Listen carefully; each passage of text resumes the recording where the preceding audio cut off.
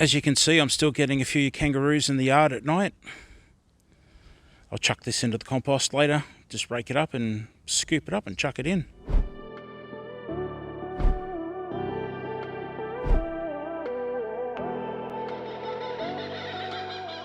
G'day everybody and welcome to My Aussie Garden Kitchen. If it's your first time here, my name's Darren, but please call me Daz. And in today's video, we're just going to do a tour of my garden. We'll go look at the orchard, my various garden beds, say g'day to the chooks. And just a heads up, I do have a smoke alarm going off in the house about 4 times in the video, so that was fun. Anyway, it's freezing cold. I chose to wear shorts. I don't know why, because it's winter. So I want to get inside and stop doing this intro. Let's get on with it. In this grow bag here, I've got bok choy going. I've only just brought them outside from under the grow light. And in this one here, I've got some red onions. I've probably brought them out a little bit too early, but we'll see what happens. And I've got a whole bunch of them under the grow light inside at the moment anyway.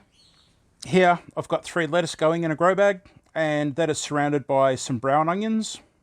And then if you just see those 2 pots there in the foreground, the orange and black one, and these ones here, these grow bags, they've got brassicas growing in them, and they're pretty much brassicas that I've thinned out, so it'll be collie and broccoli mainly. There might be some Brussels sprouts, I really can't remember. And I can hear the smoke alarm going off in the background. I'll be back in a sec.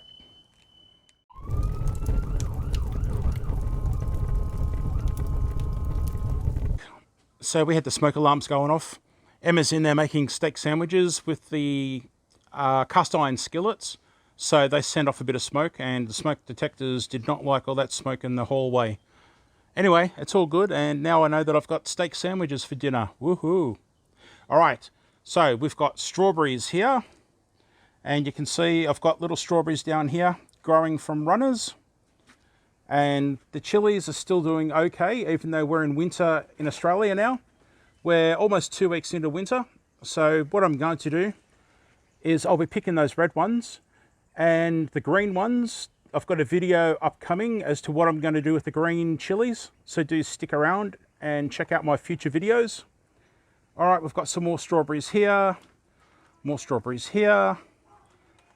And this is my snow pea tower, which I don't know if you've seen a video of yet. There you go. I need to tilt that way. There we go. That's my snow pea tower. So if you're looking at it, it means I've already showed the video. And if you haven't seen it yet, I've edited it out of this video. Okay, so in the back here, you can see some pots, the orange and black ones. I've still got figs in pots that I really need to get out and get growing into the orchard. And here we've got a blueberry, which is actually flowering at the moment. And I've got another variety of blueberry here and a big pot, which is doing okay. It is a bit thin on one side because I've had the local birds landing on it and also picking at the leaves. We've got some more chilies up here, which I need to harvest. And again, I've got an upcoming video which will show you what I'm going to do with these green chilies. And of course, I've got my other chilies here in these big pots. And if you haven't seen it before, this was an experiment where I planted 3 together in each of the big pots just to see what I could do with planting things close together. And as you can see, they're very healthy, doing quite well and giving me lots of chilies. So it looks like I can plant plants of this size close together as long as I keep them watered and fed. And as you can see, there is enough room in there for the root growth. So they're doing really well. This section here is a bit of a mix of everything. I've got a bird of paradise here and some irises going here, and I can't think what this thing is at the moment. That's a cutting from next door. And yeah, anyway, this is my sort of odds and ends. I've got mulberry cuttings all in here, which are looking a bit sad because they got a lot of frost. I've got some Australian native grass growing over here. I've still got some Australian natives here, which I need to plant out the front at the driveway. And this is my mystery fruit tree. It grew from seed out in the yard, so it's got no leaves at the moment, being winter here in Australia. So I've been keeping that going, and I think it might be an apricot. Well, I know it's an apricot because I actually saw the seed. And this is my wheelbarrow, which is currently full of good soil. I'm in the middle of planting, as I was saying, so that's really good stuff there. Okay, so over in this corner of the yard, I've got a bunch of grow bags with brassicas, and we'll just get in a bit closer. So as you can see here, I've got different brassicas going. So that'll be collie, broccoli, and Brussels sprouts. And these are carrots down in there, which will need to be thinned out. Now it does look weird with the wire over it. It's not the best look in the world, but I've got 2 chickens that free range out here and they would love to eat them. And this girl here, hey Loop, hi Loop. Yep, she would dig into them and eat them, so they're covered up to protect from the animals. This is the passion fruit that I planted recently. I've got a video on my channel where you can see me planting this and why I planted it into a pot. Very important information there, so you might want to go check that out if you're interested at all in planting passion fruit. It's doing okay. It's copped a bit of a battering from the cold weather. We've had some pretty hard frosts here in Australia, but it's doing well, and it had a bit of transplant shock. But I'm quite happy with what it's looking at this stage. Speaking of passion fruit, this is my other passion fruit. This one's a lot older. It's probably good 2 to 2.5 years old now, I think. And you can see it's growing in a pot as well, because I don't want the runners growing into my ground. And it's doing quite well, as you can see. I've already had a lot of fruit off that. So right beside that, that is a mulberry, which I brought from my previous house a few years ago. So it's had a bit of a rough journey. It's been transplanted a few times and it actually fruits for me. And then if I just move along this fence line here, we've got some dwarf mulberries in that black pot just there, and they're looking a bit rough because of the frost, as you can see, but that's fine because they lose their leaves in winter. That's one of the dwarf mulberries that I planted into the ground finally, and that's actually lost all its leaves. That's doing really well, so I need to get that. I need to get the other 2 that I have into pots. This here would be my thornless blackberry. Sorry, I've got a dog. Oh. As you just saw, I had a dog jumping all over me there. Really?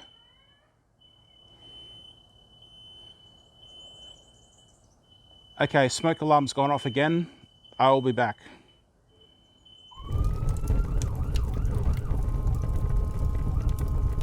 So this is one of my pots of rosemary growing at the moment, just behind some lavender.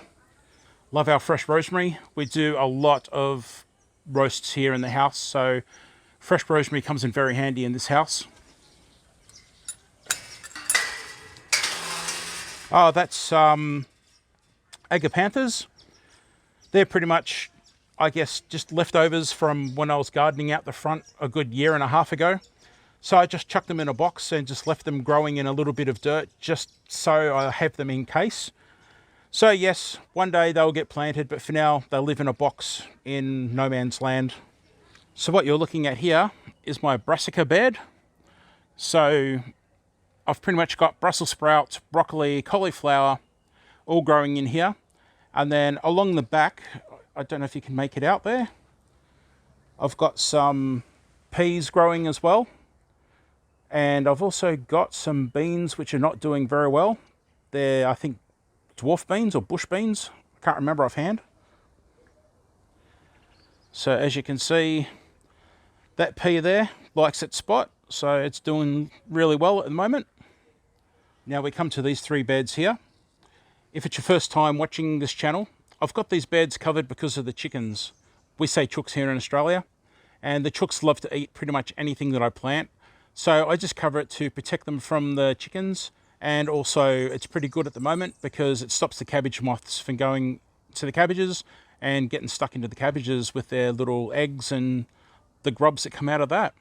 So in this bed, I've got Savoy cabbages growing. And then it's a bit hard to see with the netting, but I'll probably show you a video on screen up here somewhere, probably up here, of a close-up of the bed, and I've got brown onions growing in here. grew them from my own seed. And also they're spring onions.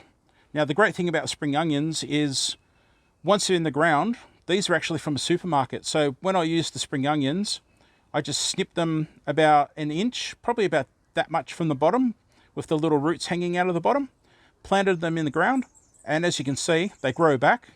Now these ones here, I've actually already cut off at ground level, and we've used those, and this is the regrowth. This is about 2 weeks of regrowth. So spring onions, don't throw the bottoms away. You can replant them and reuse them. And in our case, we save a lot of money because it's something we like to use in a lot of our cooking. So over here, this bed here, you can't see, but again, hopefully in the top up here, I might show you a picture of the bed without this netting. And I've got brown onions growing in this half and my garlic growing in this half back here. And then we'll just swing around. So in this bed here, we've got my Savoy cabbages. And at the other end of the Savoy cabbages, I don't know if you're going to be able to see it well with the net, but I've got carrots going pretty much all the way up here. And I was very lazy and did not thin them out, so I'm not expecting the biggest carrots in the world. So people, when you plant carrots, always thin them out if you want nice thick carrots. So in this recycled washing machine cylinder, I've got some potatoes growing. They're getting knocked around quite badly by the frosts here. So as you can see, I've got builder's plastic here, and at the moment that's pulled off. And I just throw builder's plastic with a bamboo skewer here, so it sits up above them, and they're doing okay. I've had some pretty hard frosts, and as you can see, it's not too bad considering the ice that I've been getting here in some nights. In this corner here is my greenhouse.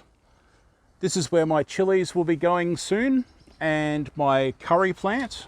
Okay, an update on my update. So I've got my potatoes in there still, and they're looking pretty sad. I've got a little bit of green growth over here, so I'm just going to leave them for a while and see what happens with those. I've moved the first of my chilies, or hot peppers as they say in other places. I've moved 2 of them inside for the winter, and these are going to get a very nice haircut. There's actually still a bit of fruit over here, but in the meantime, I'm getting them out of the extreme cold and into a nice little greenhouse to stay warm. I can't see from outside the greenhouse, so forgive me.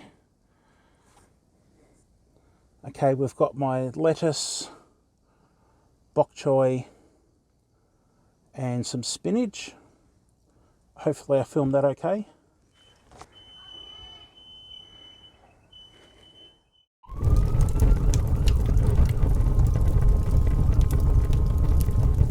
Don't know what's going on. We never set off the smoke alarm.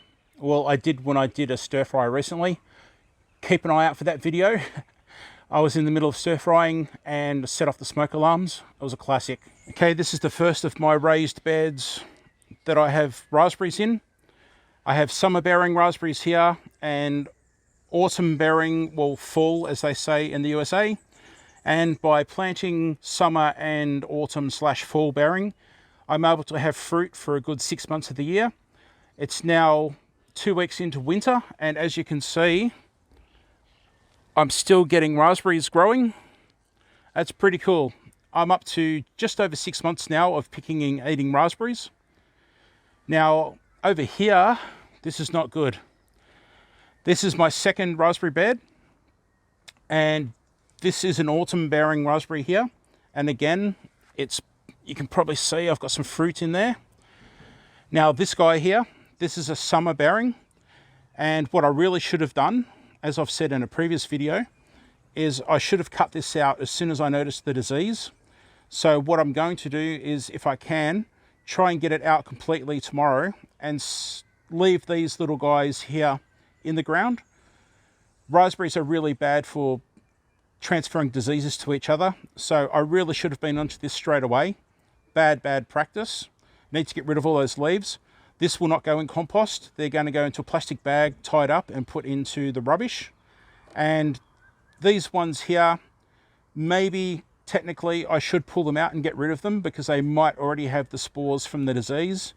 But I'm going to take a chance in this case, and I'm going to leave these ones in here and see what happens.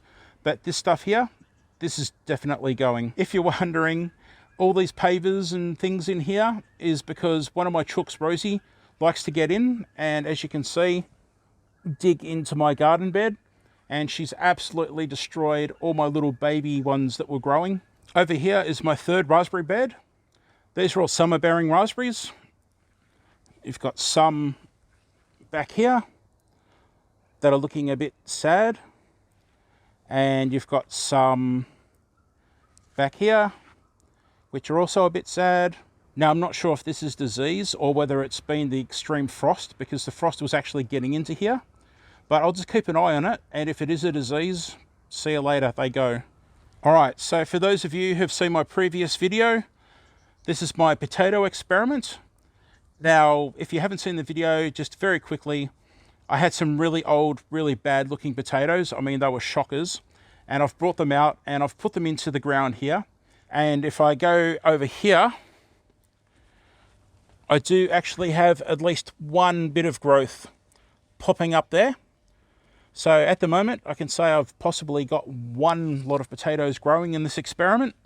So there you go. For those of you who've seen the previous video of my little experiment, that is where I am at the moment. Maybe, what is it, probably 4 or 5 weeks later. Just to the side here, next to the hot water service, I've got my little succulent garden. This was pretty much just a dumping ground of succulents that I'd had, and it's turned into a little garden. It's doing okay. It gets hit a bit by the frosts, but as you can see, some of them are looking quite well. These guys here, they don't like the frost that much, but they seem to be surviving and doing okay. Okay, so here we've got my failed lasagna bed. Now, it failed because I didn't do enough layers. Quite simply, that is how it goes. So over the back there, that's an upcoming video right there. And the back part needs to be cleaned up. I'll be using this part of the bed very soon, so watch out for a video on that. Hey, Rosie. Hi, Rosie. Hi, Rosie. How you going? Chook, chook, chook. Hey, Rosie. I like my girls. For all of you who know Lilac, let's go have a look at Lilac. Oh, here comes Chook. Hello, Chook. Hey, Chook. You want your bit of attention? Hi, Chook. There you go. Now look at Lilac, guys. For all of you who knew Lilac, or know Lilac, she was big and fluffy. Well, if I can get her into frame. So Lilac had a bit of an issue where she started molting before winter, and she also had a mite problem. So she absolutely shed so many leaves, had so many leaves, had so many leaves, had so many leaves. So it was ridiculous. I might have a photo somewhere, and if I do, I'll pop it up here in the screen somewhere, probably up here. But yeah, she looked really bad. So anyway, I've dusted her down with diatomaceous earth, and I've also dusted out their pen. So here's the compost area. This bay is completely wiped out. I've pretty much used all that. And this is my current bay, which I've got going. Probably can't see much there with that. But there we go. That's some good old compost, which is now going to pretty much sit there over winter and into spring and break down. And then hopefully late spring, summer, I'll be using this in the garden. In the meantime, I'm just covering it up.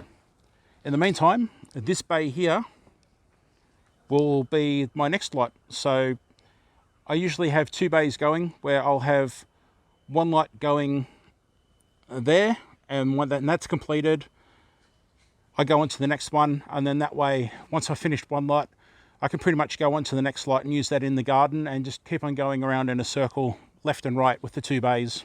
All right, so in this section here, we've got my macadamia. This is my largest macadamia, and it's doing quite well. And then the Maya lemons right next to it. And as you can see, some of them are fruiting, plus I've got flowers going as well. Quite happy about that. And then this is one of my dwarf mulberries. The leaves look a bit sad, but that's fine because I'm in winter now and they're copping a lot of frost. That one's in a pot and needs to go into the ground. Hello, Loop. That is my thornless blackberry. I've got another one over in the orchard. That's doing okay. I love this wind sculpture. When the wind gets going, I love the pattern that it does when they spin. Okay, the daylight is quickly getting away from me, so I'll just show you this section here. And this is where I'm going to have a row of oranges and mandarins, and they'll run right along beside my orchard, which is actually covered in. If you haven't seen it before, I have my orchard covered. We have an enormous amount of birds, so many birds around here. So all the sensitive fruit that the birds would love to get into and eat, I have them actually netted in this big hoop house. As you can see, I've got some Mediterranean oranges here, and I've got seedless Valencia oranges here. I think that's another seedless Valencia orange there, if I remember correctly. This is I think it's a seedless Japanese mandarin. It's a mandarin anyway, and I've put that in a pot. Now, I do have a video on my channel. I have this one, and I will put another one over here in pots at the moment. And they'll stay in pots actually, because I've got a septic system in the ground, and I just don't want the roots messing with the electrical wiring and the pipes that are in the ground. So that's that one mandarin, and there'll be another one here. And this is a chook house for a couple of chooks that live in the orchard, but I now free range them into the yard, so I just leave the door open during the day. At the moment anyway, well, there's no fruit, so I'm not too fussed about birds getting into the orchard. Okay, so I'm losing daylight rapidly here, so I'll be very quick. The orchard looks a bit, well, sad at the moment, but part of that issue is because I'm now in winter and my trees are losing their leaves, which is a good thing. So I've got a plum in the foreground here. As I walk past, I've got an apricot there. This is my Stella cherry with a bag of apples hanging off it, where I've just harvested apples recently. That's a pear there. That tub there is a peach, which I still have not planted. I've got another plum here, a Santa Rosa plum. And behind that is a Trevat apricot, losing all its leaves. And then just beside that, this is my other thornless blackberry. And that there actually is a cutting off the original blackberry over there, and it's performing way better. This, my mystery apple tree over here. I bought this apple tree. It was a Granny Smith, so I was very happy because I wanted Granny Smiths. And then over time, I started getting apples, and as you can see, these ones need to go in the rubbish. Oh, sorry, I'm caught up on a tree here. As you can see, that is not a green Granny Smith. So anyway, it is what it is, and they taste delicious. They're very, very sweet and slightly floury in texture, but yeah, quite good. I'll probably use those for cooking. And after swinging the camera around, I've got a seedless Japanese mandarin here, and the plan is to try to espalier that along the fence line here. So I'll see what happens. And here, this was, well, it's a plum, but I don't know if it's actually going to fruit because I'm not sure if it's from the sucker growth. But anyway, it was growing out of the edge of a plum that died. So I've planted it and given it a go at espaliering it. Oh, I can't talk at the moment. So yeah, we'll see what happens there. It does grow and it does send out flowers. So hopefully next season, if it does fruit, I'll get fruit on that new growth that you can see, that red type growth. Dramatically losing light here, guys. So this is my pink lady, which I've just harvested all the apples from, and they are absolutely delicious. And then over here, this is a apple tree that I rescued, and I have no idea what type it is.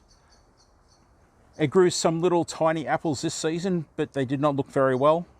So I'm actually going to dig this up and put it somewhere else in the yard and give it its own space. Okay, so I'll just point out for those of you wondering, that's a fruit fly trap, which is hanging there. Not using it at the moment, but that'll come into play in spring and summer. And then these things here, which you've seen in some of my trees, I can hear the smoke alarm going off again. Wow.